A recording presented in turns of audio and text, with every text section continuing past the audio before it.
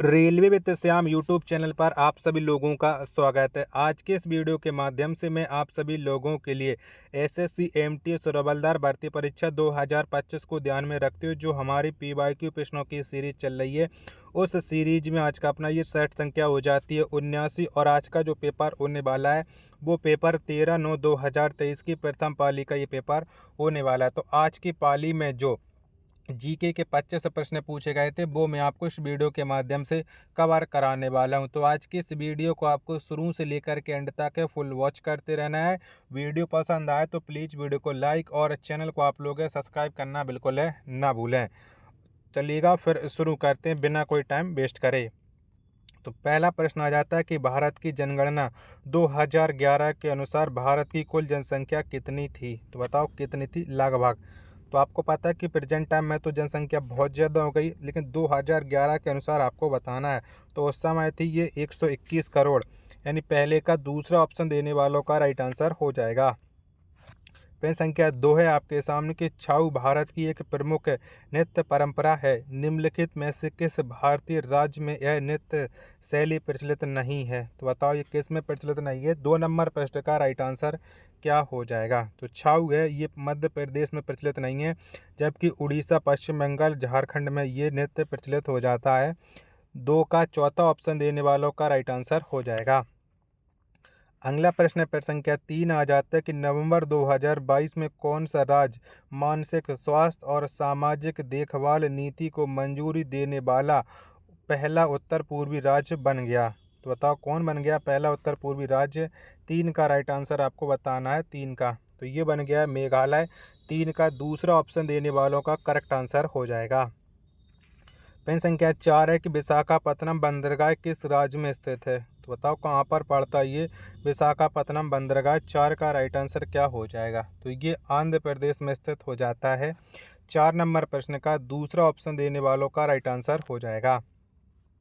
प्रश्न संख्या 5 है आपके सामने कि निम्नलिखित में से किस भारतीय शास्त्रीय नर्तकी को भरतनाट्यम और उड़ीसी दोनों नृत्य शैली में निपुणता प्राप्त है। तो बताओ कौन सी नर्तकी हैं जो भरतनाट्यम और उड़ीसी नृत्य दोनों करती हैं। 5 का राइट आंसर क्या हो जाएगा। तो इनका नाम हो जाता है सोनल मानसिंह। 5 का चौथा ऑप्शन देने वालों का राइट आंसर हो जाएगा।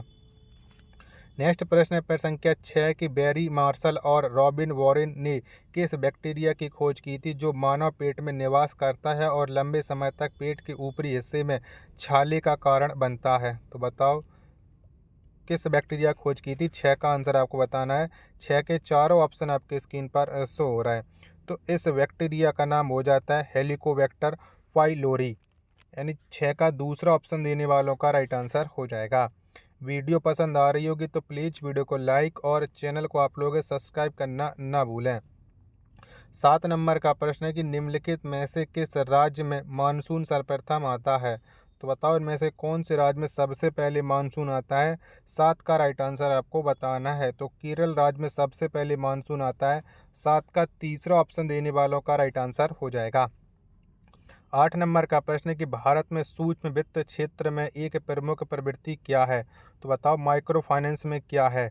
8 का राइट आंसर आपको बताना है। 8 के चारों ऑप्शन आपके स्क्रीन पर शो हो रहा है। तो ये हो जाएगा मोबाइल बैंकिंग सेवाओं का एकीकरण। पहला ऑप्शन देने वालों का राइट आंसर हो जाएगा। प्रश्न संख्या 9 के उस्ताद बिस्मिल्लाह खां का संबंध निम्नलिखित में से किस संगीत वाद्य यंत्र से था। तो बताओ उस्ताद बिस्मिल्लाह खां किससे संबंध रखते हैं। 9 नंबर प्रश्न का राइट आंसर। तो उस्ताद बिस्मिल्लाह खां का जो संबंध वो शहनाई से हो जाता है। 9 का पहला ऑप्शन देने वालों का राइट आंसर हो जाएगा।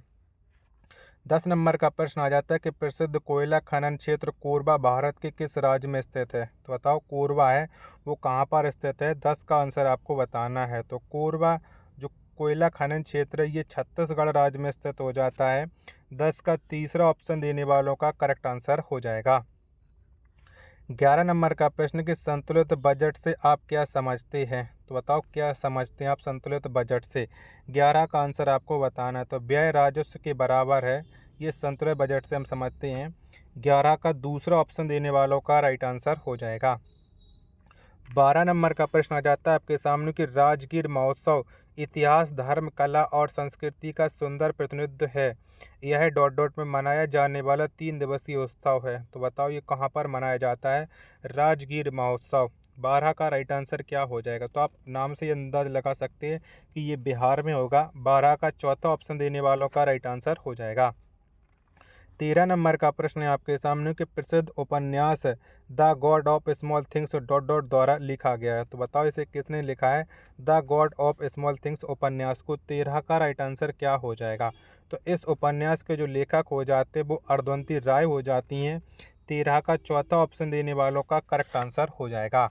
वीडियो पसंद आ रही होगी तो प्लीज़ वीडियो को लाइक और चैनल को आप लोग सब्सक्राइब करना बिल्कुल है ना भूलें। और कमेंट बॉक्स में आप बताओ आपने कितने प्रश्न है वो सही कर रखे हैं। 14 नंबर का प्रश्न है कि पुरुष जूनियर हॉकी एशिया कप जो भारत ने जीता में आयोजित किया गया था। तो बताओ पुरुष जूनियर हॉकी एशिया कप 2023 है कहाँ पर आयोजन किया गया था जो अपने प्यारे देश है भारत ने जीता? तो इसका आयोजन ओमान में किया गया था। 14 का दूसरा ऑप्शन देने वालों का राइट आंसर हो जाएगा। 15 नंबर का प्रश्न है कि 1857 के विद्रोह के संदर्भ में मंगल पांडे किस बंगाल नेगेटिव इन्फेंट्री से संबंधित थे? तो बताओ कौन सी ये नेगेटिव इन्फेंट्री से जुड़े थे मंगल पांडे? तो मंगल पांडे जुड़े थे 34वीं। 15 का पहला ऑप्शन देने वालों का राइट आंसर हो जाएगा। 16 नंबर का प्रश्न है कि भारत ने फाइनल में निम्नलिखित में से किस देश को हरा करके 2021 SAFF चैंपियनशिप जीती? तो बताओ किसे हरा करके ये जीती है? 16 का राइट आंसर क्या हो जाएगा? तो भारत ने नेपाल देश को हरा करके 2021 SAFF चैंपियनशिप जीती थी। 16 का पहला ऑप्शन देने वालों का राइट आंसर हो जाएगा। अगला प्रश्न है प्रश्न संख्या 17 की विनेश फोगाट विश्व चैंपियनशिप में कितने पदक जीतने वाली पहली भारतीय महिला पहलवान बनी? तो बताओ कितने पदक जीते हैं विनेश फोगाट ने? 17 का राइट आंसर क्या हो जाएगा? तो 2 पदक जीतने वाली पहली भारतीय महिला पहलवान बनी है विश्व चैंपियनशिप में विनेश फोगाट है। 17 का तीसरा ऑप्शन देने वालों का राइट आंसर हो जाएगा। अगला प्रश्न प्रश्न संख्या 18 आ जाता है कि संस्कृति एवं शिक्षा के अधिकार का उद्देश्य क्या है? तो बताओ क्या है 18 का राइट आंसर? 18 के चारों ऑप्शन आपके स्क्रीन पर शो हो रहा है। तो इसका उद्देश्य होता है अल्पसंख्यक समुदाय की भाषा, संस्कृति और धर्म की रक्षा करना। 18 का दूसरा ऑप्शन देने वालों का राइट आंसर हो जाएगा। 19 नंबर का प्रश्न कि प्रकाशिकी में कौन सा शब्द लेंस के डायाफ्राम में खुलने को संदर्भित करता है जो स्थानिक रूप से प्रकाश के प्रसार को सीमित करता है? तो बताओ कौन सीमित करता है? 19 का राइट आंसर आपको बताना है। 19 के चारों ऑप्शन आपके स्क्रीन पर शो हो रहा है। तो ये अपर्चर करता है। 19 का दूसरा ऑप्शन देने वालों का राइट आंसर हो जाएगा। पेन संख्या 20 है आपके सामने कि लता मंगेशकर को वर्ष डॉट डॉट में भारत के सर्वोच्च नागरिक सम्मान भारत रत्न से सम्मानित किया गया था। तो बताओ कब मिला था लता मंगेशकर को भारत रत्न? 20 का राइट आंसर आपको बताना है। तो इन्हें 2001 में भारत रत्न से सम्मानित किया गया था। 20 का तीसरा ऑप्शन देने वालों का राइट आंसर हो जाएगा।